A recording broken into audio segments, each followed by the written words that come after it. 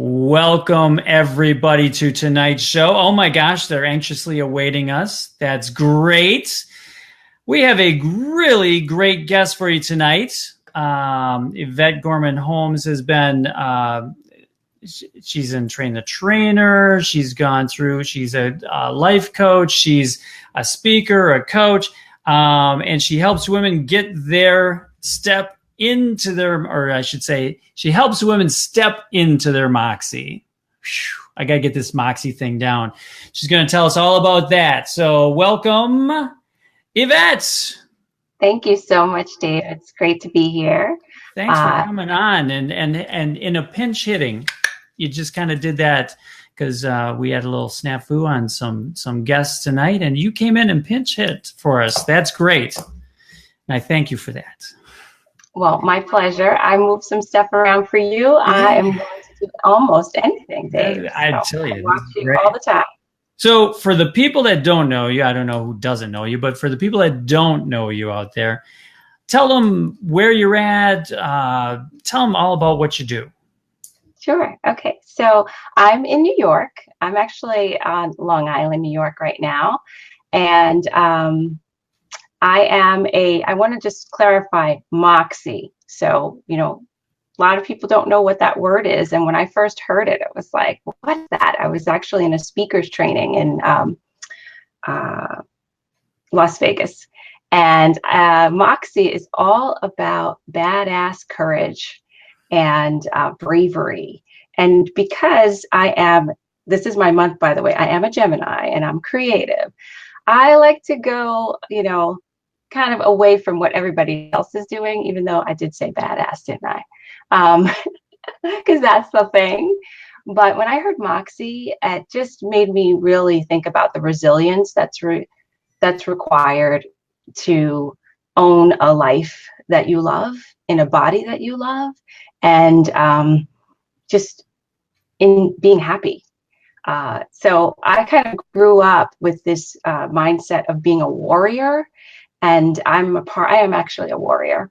I'm part of a group called Intensati, and that's a fitness group. So part of my coaching is mind-body fitness, because I believe that it's not all up here, right? We are a full human being, and most of what we do not learn in school is how to connect to our heart and our true being. And we're operating up here. And so there's a void, right? And connection is often sacrificed. And even doing the things that we really are destined to do, right? Mm-hmm. It doesn't happen because we're here. Yeah. So yeah, I have done a lot of work. If you learn my bio, I've lost my dad when I was 5, and that really sent me down into just not a great relationship with my mom. And I think through my journey, I discovered personal development, right? Everything is for a reason. Mm-hmm. Everything. And Louise Hay was my first guru. And I found out You Can Heal Your Life. Anybody who hasn't read that, wonderful, wonderful staple in my library. And just beginning to learn to love myself. That was the beginning during my latter teens, and being able to look at myself in the mirror and have positive messages flow back to me. So I want to be transparent. I am a coach, right? But I have also done therapy. I have a therapist, and that was one of the things that I mentioned to you, that I wanted to, at some point today, talk to, make sure that everyone watching this, because I know that some of my colleagues that are not coaches, who what do I want to say, stalk me without me knowing sometimes. Lurking. They're lurkers. Yeah. And they're curious. They've never had a coach, right? But their interest is piqued. Yeah. So I want to touch on a little bit how coaching and counseling can go hand in hand, but how, and then the differences of those two. So, my journey with having a counselor, counseling is that healing process, right? Being able to just go and talk and talk and talk and be in the story. Be in the story however long you need to be in the story, right? Yeah. And so I needed that. I needed to kind of get that story out. And sometimes I need to still get the story out. But this amazing field of personal growth and development has just lit a fire under me that has, it still is growing. Yeah. Well, it's a constant part of your journey. You have a couple of fans here I want to bring up right away. Another Yvette Richardson Hudson. Hey, Yvette. Yeah, says hi.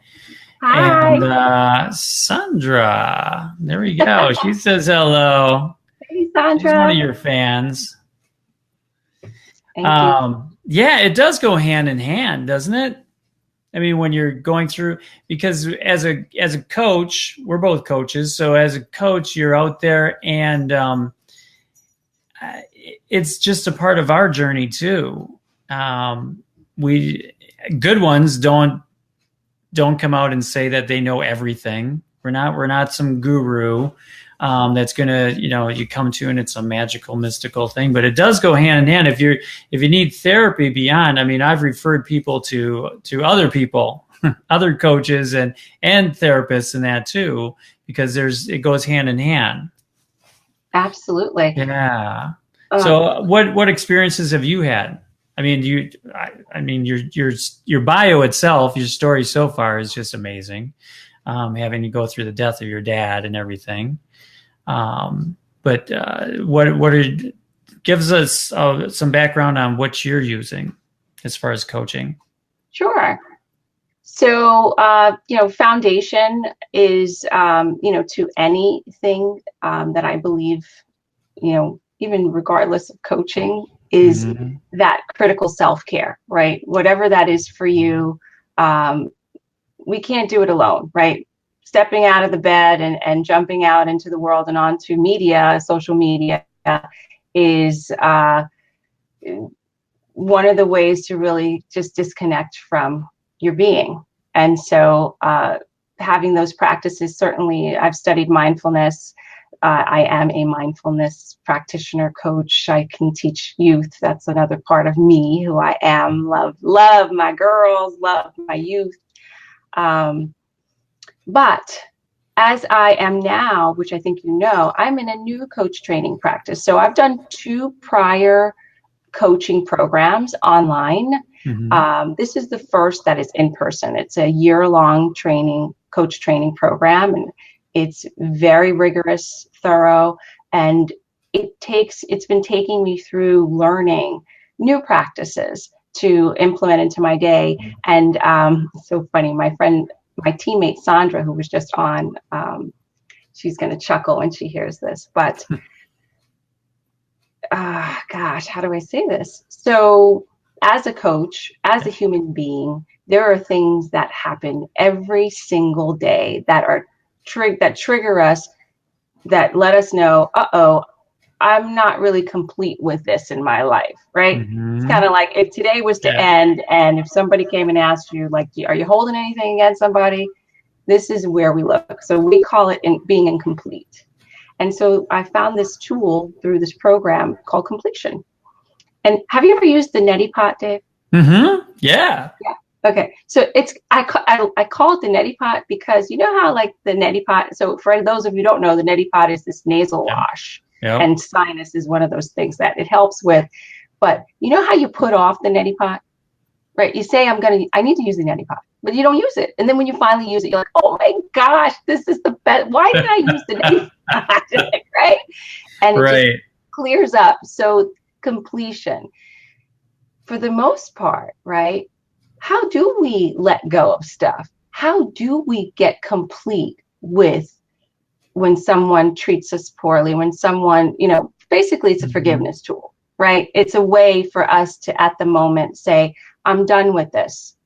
And that is so critical in life, to be able, even if we haven't had a chance to speak to the other person, right? Because tiredness or completion with something is contingent upon someone else's response or them apologizing to us, which puts us in a situation where we are not what we say at cause, right? We're not the ones making that happen. We are waiting. So this completion tool allows me to really get clear on what's troubling me, right? What needs to be said, what hasn't been said, and get it all out. And this is a huge part of my success.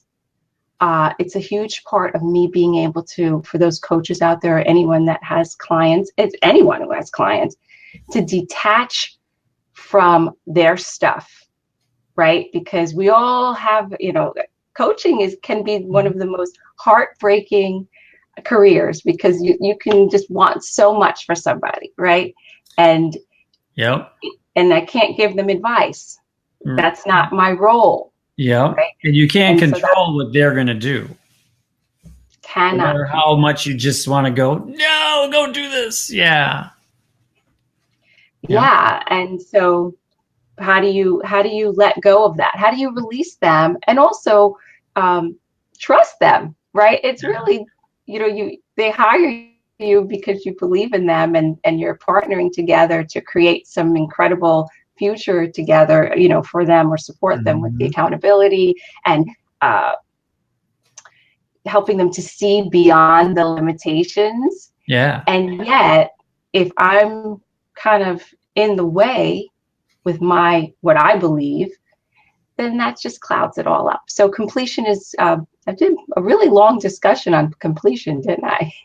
That's what it's all about, right? Got to explain. Yes. And some things go easily and some take more time. Well, I just find it to be something critical to success, to be able to let go and be flat about things and move forward. And so to be transparent, I need to complete before tomorrow at 8:00. I made a declaration with my own team about some things. And that's kind of how I am moving through life, right? I have my own coach. I have my own support system. Yeah, you have to have that in place. And as far as completions and that too, the longer we're here on this earth, the more stuff that can happen, and depending upon how early you've come to this realization in your life, there's going to be less things that you have to deal with, right? But for some of us that have been here for 54 years and didn't really get this discovery until a handful of years ago, there's stuff that we have to deal with. There's stuff that we're going to bring along with us. So yeah, the completion part is very important on our behalf, so that we don't try to drag them into it.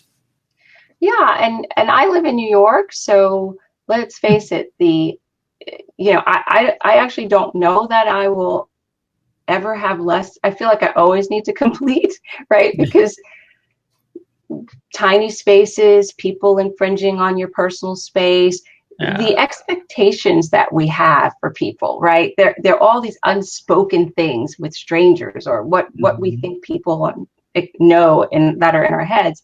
And it's judgment, right? There's judgment.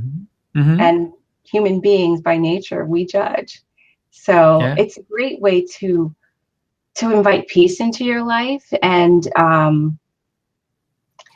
sometimes that can't be, sometimes we see it as immovable, right? If there's a situation that, again, like it relates to somebody else making that move for you. And it's like, you know what, I can actually decide today if I'm going to be done with something, and I'm not going to, at least in this moment, so that I can be free to enjoy the next moment and bring my full essence into this life that I want to create, right? Yeah. And if anybody has questions or comments too, just throw them into the comment section, and they'll pop up here, and Yvette can answer those too. So you're a speaker also. Yeah. So I want to hit like, I know we have limited time. We're only got about 45 minutes to do this. So as a speaker, what topics do you hit upon when you go out and do your speaking? Great question. So I really have been speaking on emotional intelligence. And really, my whole focus is always about really, it always pertains to the inner critic, because we always have a dialogue going on, all of us. And for the most part, we think we're the only ones usually. And that's why I like to talk about it, because so many times I have participants will come up to me after I've shared some of this banter that goes on in my head. And they'll say, oh my gosh, I thought I was the only one that had those thoughts. And that's the biggest lie, that the ego plays with us, right? That, don't tell anybody, because you're weird. Yeah. So definitely talking about making friends with yourself, learning to love yourself, loving to be with yourself, and certainly body image. Honestly, I've worked most of my repertoire has been with teens, because I was a teen life coach. So funny story, well, little kind of funny story. So as I'm working with teens and seeing them transform, I also saw them hitting a brick wall, because they were, of course, going home to their parents who were not into personal development for the most part, and we're not drinking the Kool-Aid, Dave. Yeah. And then I started working with moms that were working with the youth that were the parents. And I saw that, okay, imagine if I'm able to really have what I'm sharing with youth be the premise in which the household runs. Because as a mom, I am a mom of 2 teenagers. The mom does set the tone. The mom is the one, right? She is the one who decides what's coming in, what's going out. And I think that is the big wake-up call, that if I could work with women and impact the way that they communicate, that's so, so important, how we communicate with our kids. Because they end up having whatever that we say to our kids, that's their inner voice as they grow up. That is the inner voice. So, and as we talked about, if we're not getting complete and we're not doing us, then a lot of times it comes home and it comes out in other ways, and it's hurtful and it's damaging, and it destroys any opportunity to really have those meaningful relationships that you want. So I decided, a big dilemma. Really, friends who are watching, people, my colleagues, they know, because I had a company called Girls Who Matter. And I love that company. I actually see that as being a future nonprofit, because that is something I will leave a legacy for girls and leadership. And I had to decide which came first, the chicken or the egg. And I decided it's a chicken. I'm working with these badass women, these grown-ass chicks, and supporting them to step into their moxie. Yeah. Oh, and there's that word again, moxie. Heck yeah. Yeah. It's like stripes. Yep. Moxie. I remember Moxie from some movie. It was like about the 20s or something, and the gangsters, and they were like, yeah, you got to get some Moxie in there. And, got to get the Moxie. What, don't you have any Moxie? So yeah, I always think of that too. It's like getting to that aspect. So tell me more about the other, can you tell me more about the business that you think is going to turn into a nonprofit, or is that still top secret at this point? Well, you know what, I'd actually prefer, because that's my easy go-to, right, to talk about youth. So okay, that's fine. Yeah, I want to stretch beyond my, that's my comfort zone. But I will just say, look, youth, we know, are the gateway to our future. And so what we model, that's why I really went back to adults, even though no matter who you can talk to, so especially teachers, so many people have tried to encourage me to say, Yvette, You really have this energy. You really have this passion. You're perfect for working with youth. Why don't you just focus on youth? And it's because, look, as a coach, we usually want to coach who we were, right, in our past. So, and that's where I started wanting to be a coach. But now I'm a mom. And this mom thing, it can be really hard. It's like one of the hardest games I've ever played. And it's the most rewarding game I've ever played as well. And do you work with body image for moms and then that too? Absolutely. Nice. Yeah.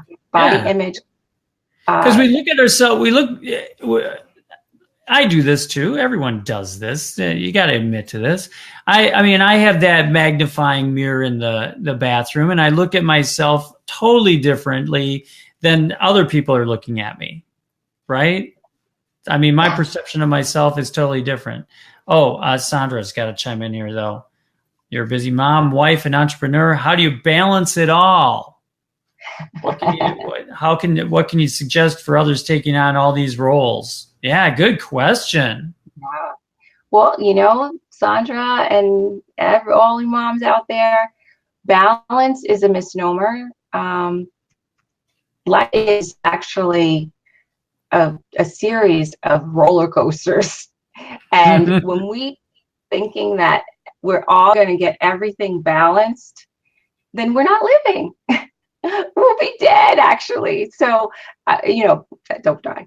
But putting things in perspective, right? I think one of the things that's so critical, every morning I have a practice of writing out my top 3 goals. And that is a practice, knowing what's really important to me, right? And I have this thing where I do my top 6. How am I going to get what the most important things are done? Because if we're not careful, I run my practice from home. So technically I am a stay-at-home mom who is an entrepreneur coach.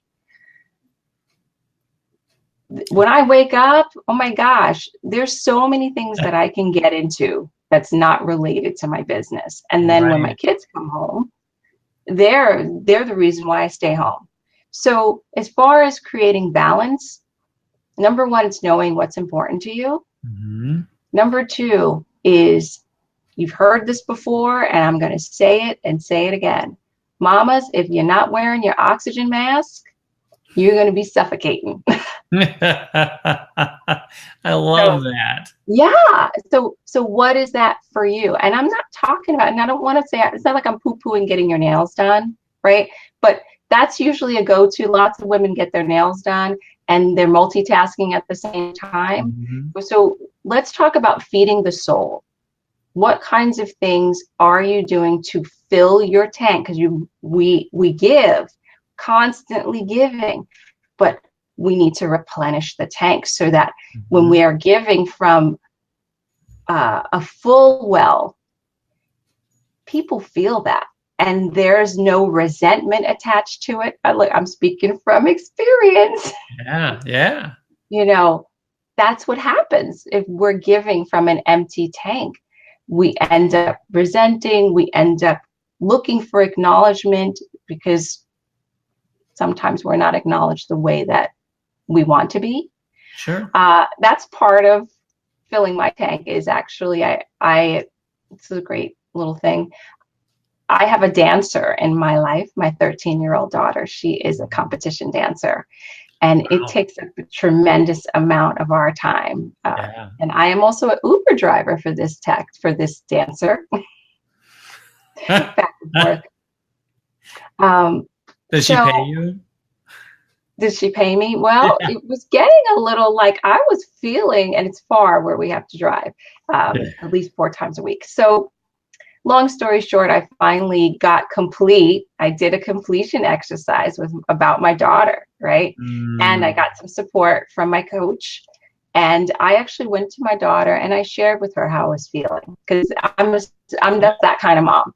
Yeah. Didn't have that. That's the kind of life this house is. But sometimes my husband's like, okay, we got too many feelings going on here. I'm like, yes, and I love it.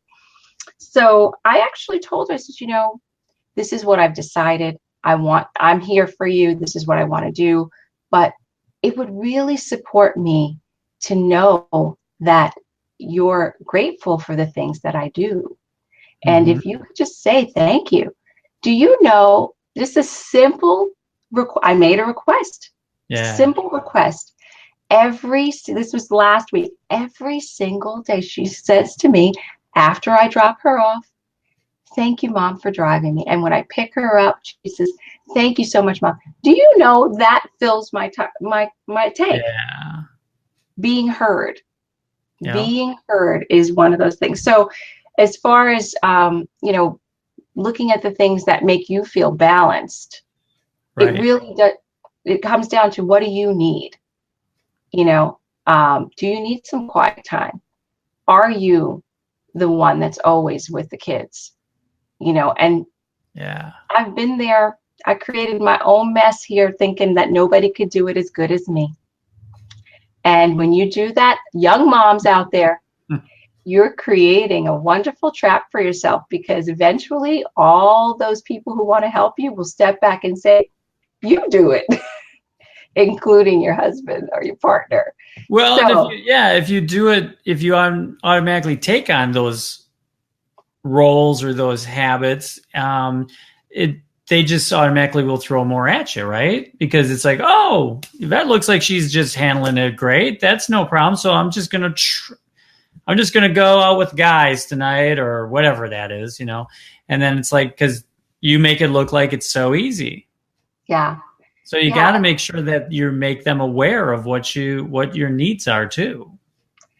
So important. And that's the communication, right? Yeah. And not always listening to the inner voice that's saying, oh, you can do it. This is your job. This is the life of a mom. Nobody cares.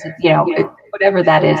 You can change the script now. It doesn't have to be what you've seen in your life. Right. You get to create the life that you want. And that's coaching, right? You get to create. You get to It's a marathon. It's a journey. So don't take it all in and then all of a sudden explode 10 years down the road. Oh, totally. And it happens quite often, right? I think the other part of balance is consistency, right? Once you figure out what it is that lights you up, whether it's those consistent dates. So I was on a training the other day, and woman, Stephanie Lefevre, I believe, she's a really awesome coach. She was saying having a date night once a week. And I was like, once a week? And so I want this, my marriage, we're going to be 20 years this month, actually. And I'm blessed. I'm blessed to have married my best friend. But I want to have this swinging from the chandelier, kind of like, we are into fitness together, but he's working his corporate job, right? So there's a lot of time when we're not together, and then it takes us a little bit to get together. So I'm in progress, right? I'm in process of looking and seeing, what can I improve in my relationship? And as silly as that may seem, like, as that being an aha, like, gee, we did used to date once a week, didn't we? So that's going to be a challenge for me. Or did I just create like a limiting belief?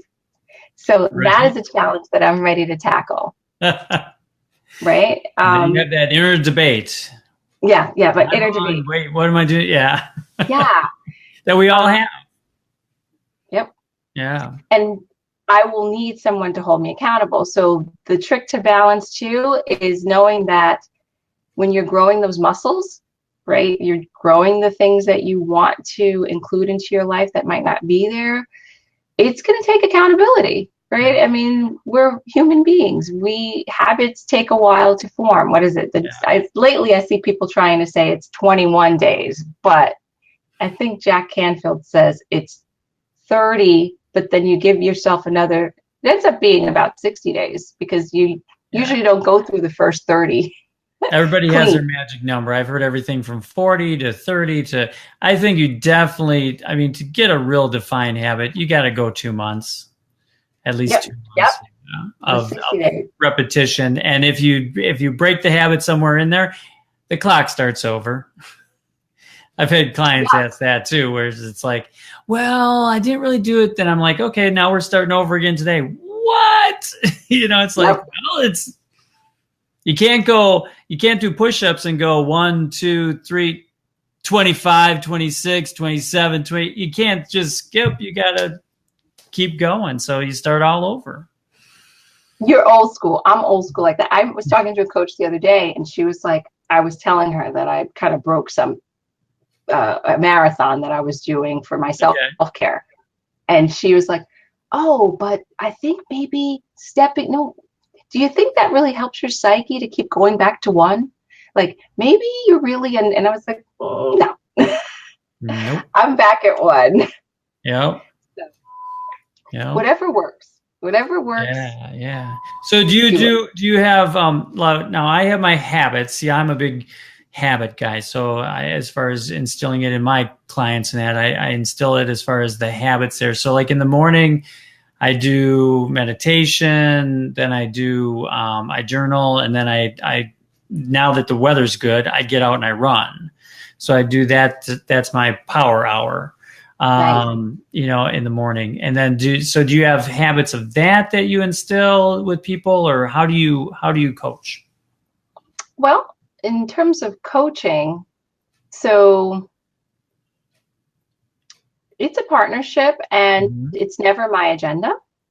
So first I need to find out if that's an area that they want to work on, right? And so a lot of times when I'm speaking to a client who's stressed, I'll notice, I will ask about their self-care routine. Mm-hmm. And I'm hearing a beeping sound. Do you hear it? I do, but I think. Is it okay? All right, because I just want to make sure it's up there. So, beeping. I'm beeping. My heart's beating. So as far as them having a self-care routine, the first thing, like some of my clients I have a mirror work process. Sure.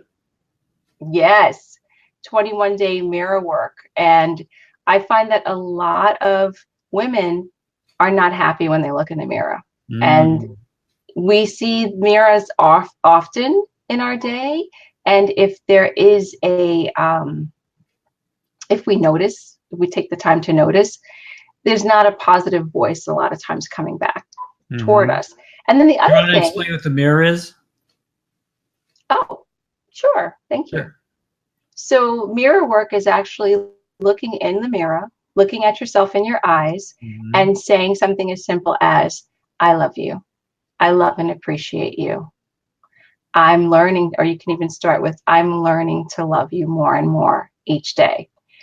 Typically, that is where we start, is I'm learning to love you, because I love you feels awkward. It does.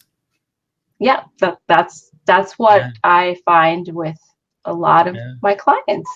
And they avoid the work. It is literally a 5-minute exercise, which includes journaling, some mantras, but sometimes it's 100 times a day when you look in the mirror to say, I love and accept myself completely.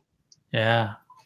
And so it's this muscle that I have grown and I continue to grow, and I cannot express how much joy that I get when I hear my inner cheerleader say something like, I love you. It just comes right out, knowing what used to come out, right?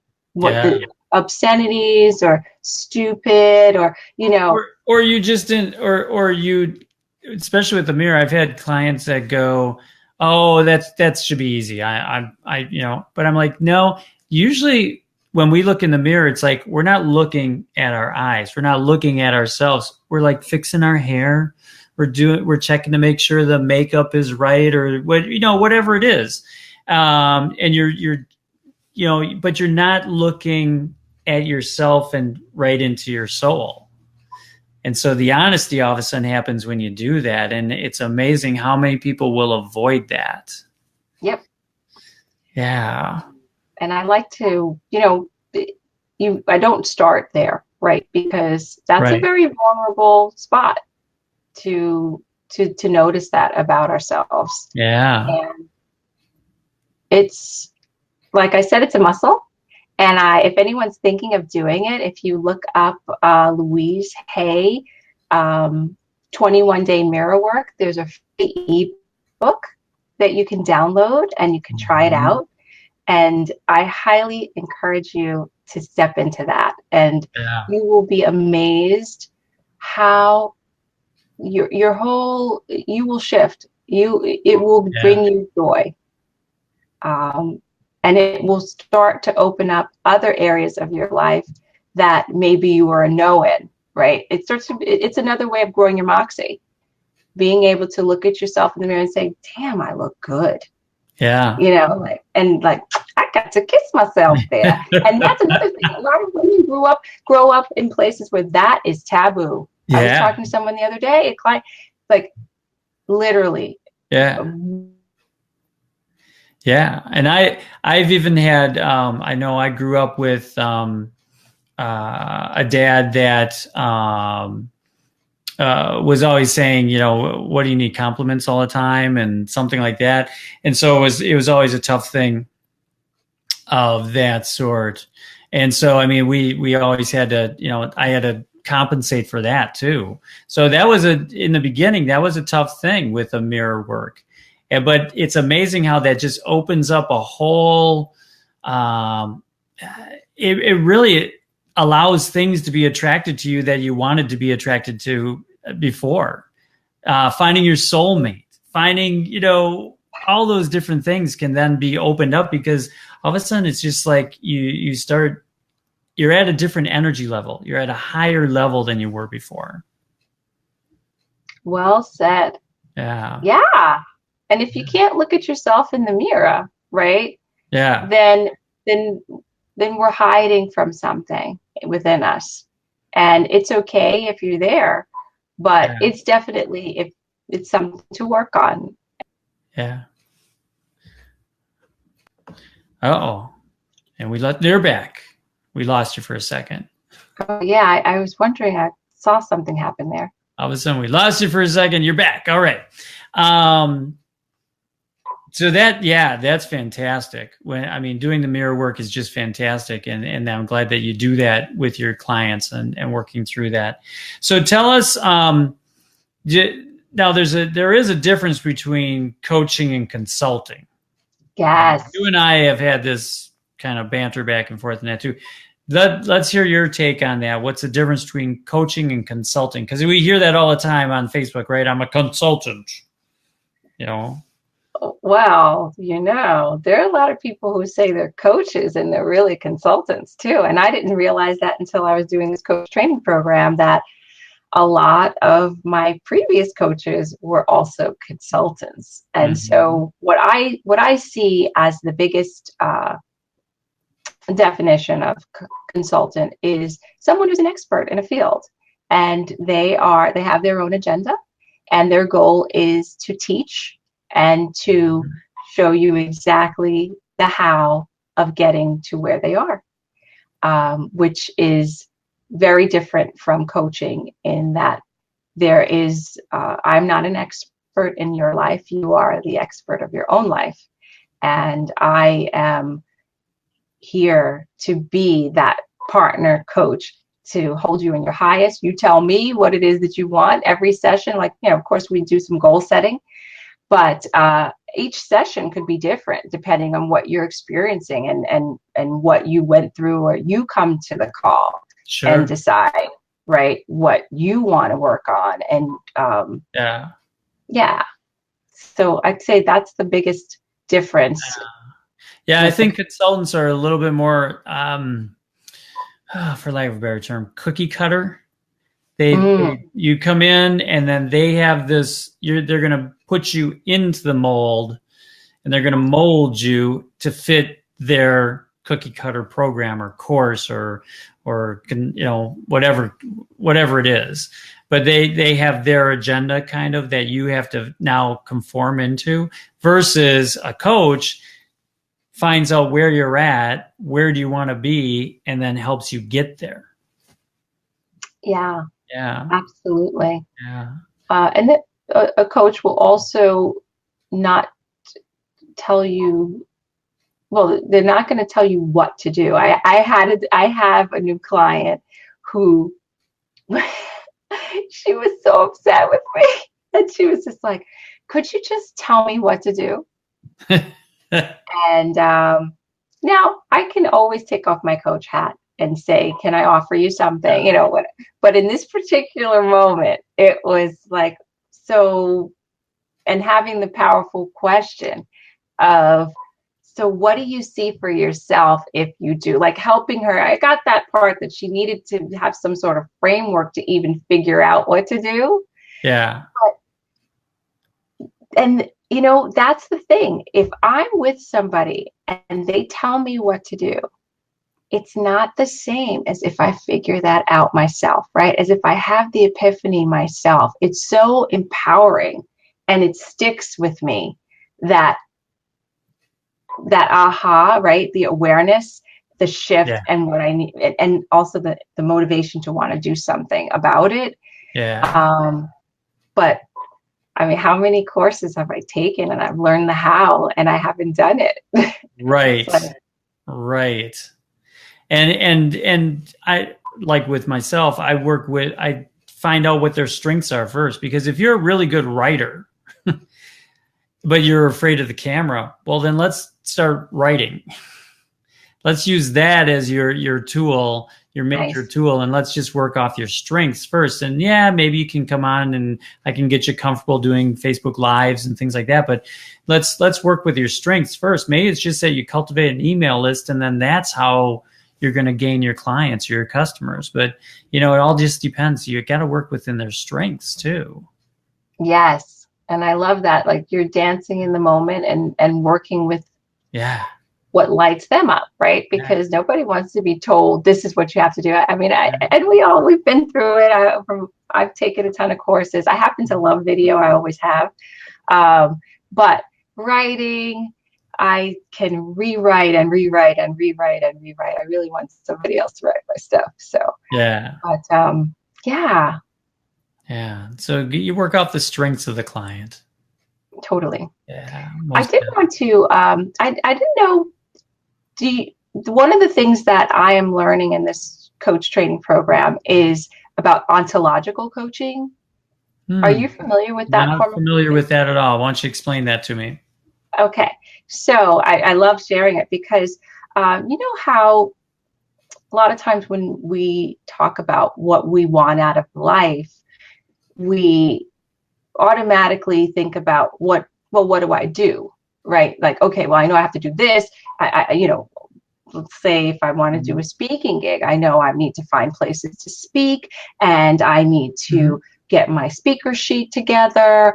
I have to have my topic, yada, yada, right? So I get all that together and still make a call. Why? What is it? It's our being. So ontological coaching is really the study of who you're being.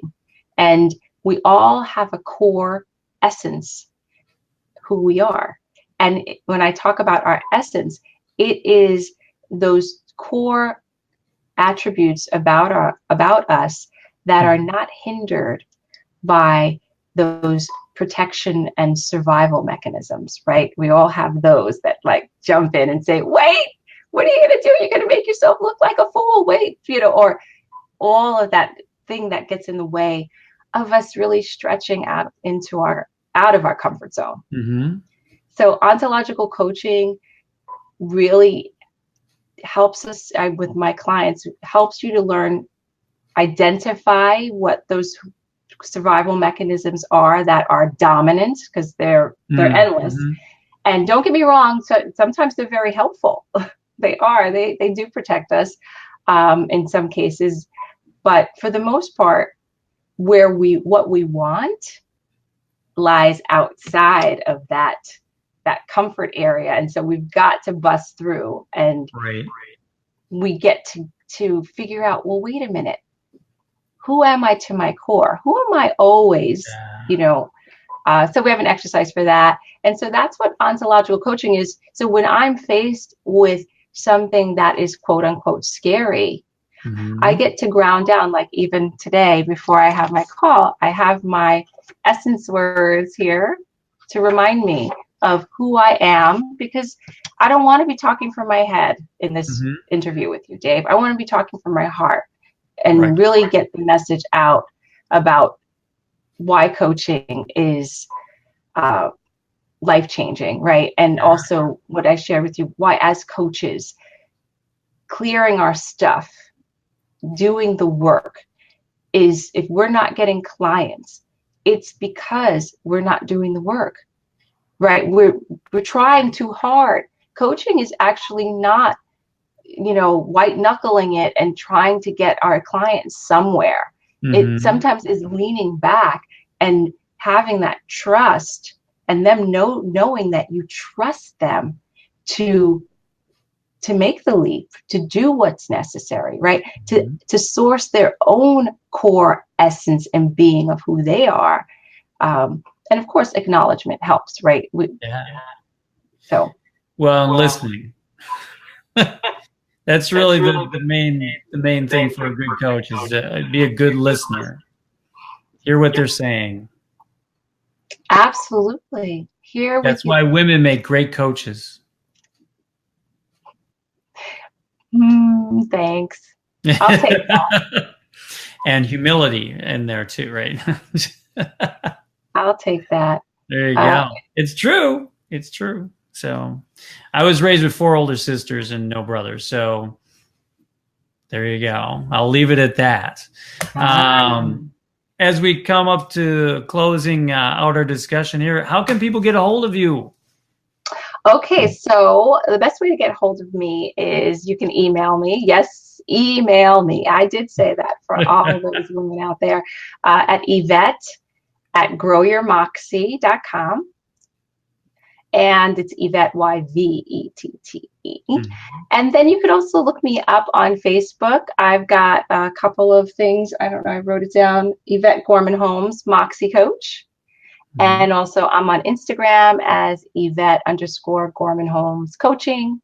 So look for me there, look for my posts. And I'd love to be able to gift you with some of my mindfulness or practices in being that grown-ass woman who gets shit done in your life every single day. I like how you got quiet on that. It's like, ooh, I got quiet because I remember we were talking a little bit about it. Shout it out. It's okay. We're all adults here. Cool. And so do you do discovery calls, free discovery calls? What do you do? I do complimentary coaching calls so that I can find out what someone is looking for and whether it's the right fit. Absolutely. So they can email you or contact you through Messenger, through Facebook and that, or Instagram. I don't know enough about Instagram. I only know enough to get in trouble. I can post pictures on there, and that's all I can do so far. But they can get a hold of you, and then they can ask you and set up a discovery call or a coaching call with you. I'm putting together a mastermind group, and I do group coaching also. So I'm looking for some women who are really in their business ready to partner with a bunch of other women in a group. So that's something I'm doing as well. Yeah. That is magical. Masterminds are awesome. That is such a magical thing. And then group coaching too is a great thing. But yeah, definitely. Super. Well, thank you for coming tonight. And we'll post them. We'll get in there afterwards and we'll post them in the comments so they can click on and contact you a lot easier. Okay. Thanks so much, Dave. Super. Well, thank you everybody for coming on tonight. I appreciate it. And we'll see you next week. And same time, same bat channel. So see ya. Good night, everybody. Good night.